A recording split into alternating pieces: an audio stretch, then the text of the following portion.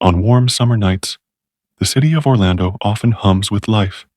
Music drifts through open doors, lights shimmer across quiet streets, and people gather to share moments of joy.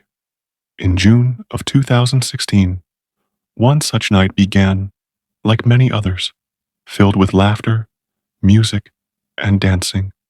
But this night, a night that started in celebration, would be remembered forever as one of sorrow. The place was called Pulse, a nightclub that had become a sanctuary for many.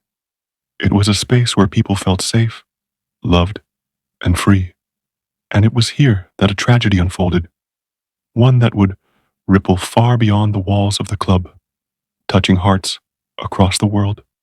Tonight, as we softly revisit the story of Pulse, we do so with care, like telling a bedtime story, not to frighten, but to remember, not to dwell on violence, but to honor the lives that were lived. We move slowly, gently, through the memories of that night and those it affected, holding space for grief, but also for light, because the story of Pulse is not only about loss, it is also about resilience, unity, and the enduring power of love. Pulse was not just a building. To those who came through its doors, it was family, founded by Barbara Poma in memory of her brother who had passed away from AIDS. The nightclub was envisioned as a tribute to life and love. Its very name, Pulse, was chosen to remind everyone of the beating heart of those lost too soon. It was meant to be a place where people could laugh, dance, and celebrate without fear.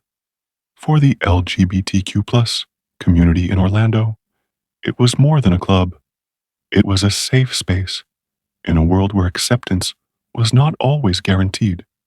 Inside its walls, people could simply be themselves, holding hands, smiling openly, and dancing without judgment. Those who came to Pulse brought with them their stories. Many were young, in their 20s, just beginning their journeys through life. Some were students, balancing classes with part-time jobs. Others were parents, working hard to support their children. There were aspiring dancers, nurses, teachers, and artists. Some had recently fallen in love, their faces glowing with the quiet happiness of new romance.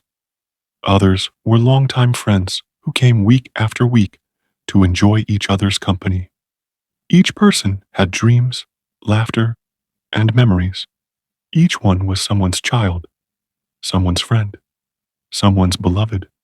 On June 12th, 2016, a Saturday night, Pulse hosted Latin Night, a weekly celebration that drew people from across the city.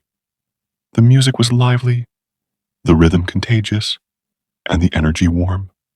Guests dressed in their favorite clothes, shared drinks, and gathered on the dance floor, moving together to the beat. For many, it was the highlight of their week. Couples swayed close, friends shouted lyrics joyfully, and newcomers found themselves welcomed into the crowd. It was, in every way, a night of togetherness.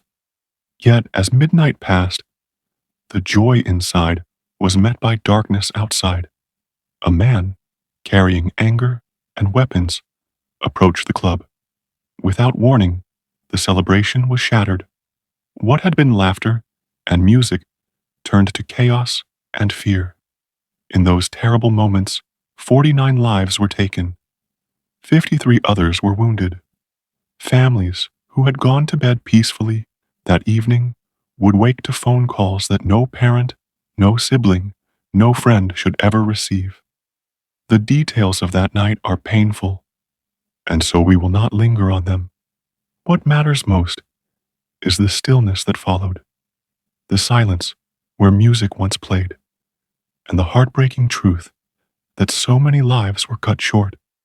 In the hours after the tragedy, news spread quickly. Orlando awoke in disbelief.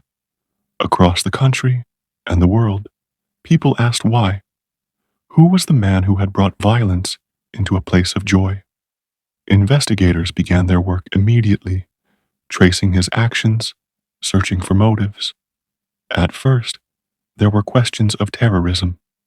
During the attack, the man had pledged allegiance to extremist groups. For a time, investigators explored whether he had direct connections to those organizations. Early leads suggested a larger network. But as the investigation continued, it became clear that he had acted alone. His past revealed a man troubled, filled with anger, and drawn to ideologies of hate. Survivors told their stories with courage. They spoke of how quickly the night had changed, how acts of kindness and bravery emerged even in moments of terror. Friends shielded friends. Strangers helped one another escape.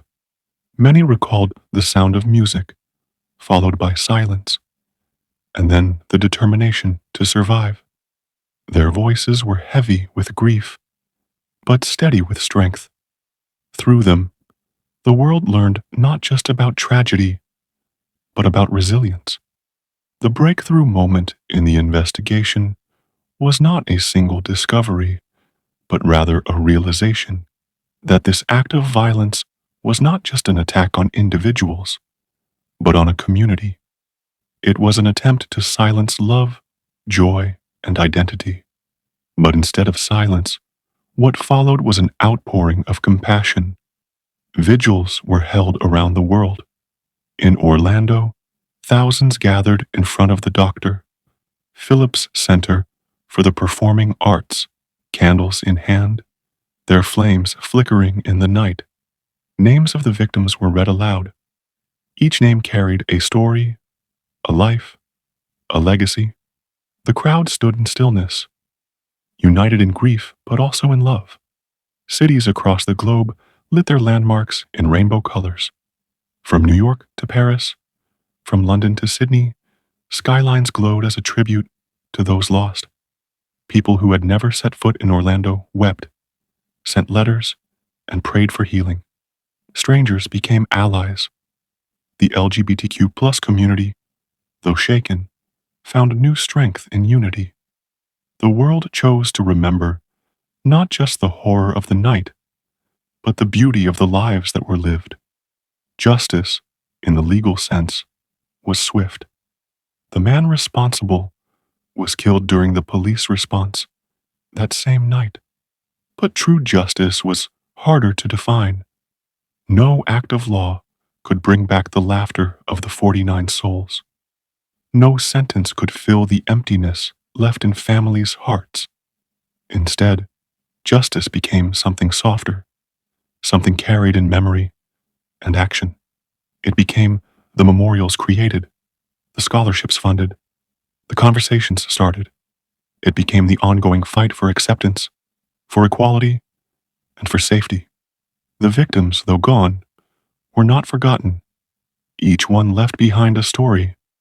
There was Amanda Alver, just 25 years old, who loved fashion and dreamed of becoming a nurse. There was Stanley Almodovar, a 23-year-old pharmacy technician, remembered for his playful spirit. There was Brenda Lee Marquez McCool, a mother of 11, who had survived cancer twice and died protecting her son.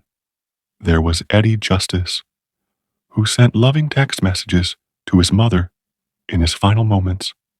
Each name was attached to a face, a family, a dream. 49 people, each unique, each deeply loved. To speak their names was to honor them. To remember their stories was to keep them alive.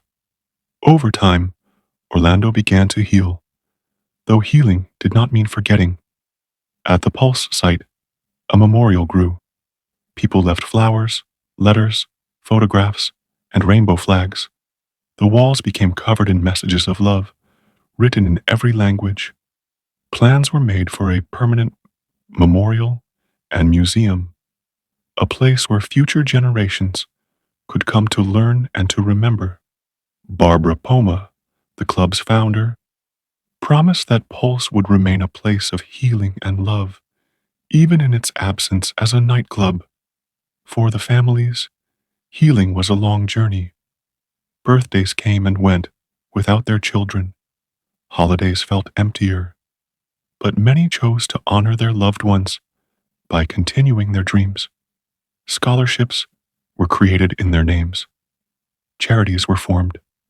Some families spoke publicly, turning grief into advocacy.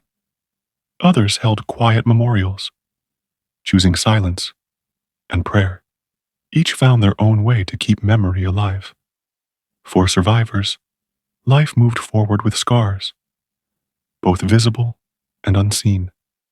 Some struggled with survivors' guilt, asking why they had lived when their friends had not. Others found strength in speaking out, telling their stories again and again so the world would never forget. Their resilience became a testament to the human spirit. Even in the face of unimaginable loss, they carried hope. As the years passed, the legacy of Pulse became clearer. It was not defined solely by tragedy, but by love. It became a symbol, a reminder of the importance of safe spaces, of acceptance, of community. It reminded the world that love, in all its forms, deserves protection and celebration.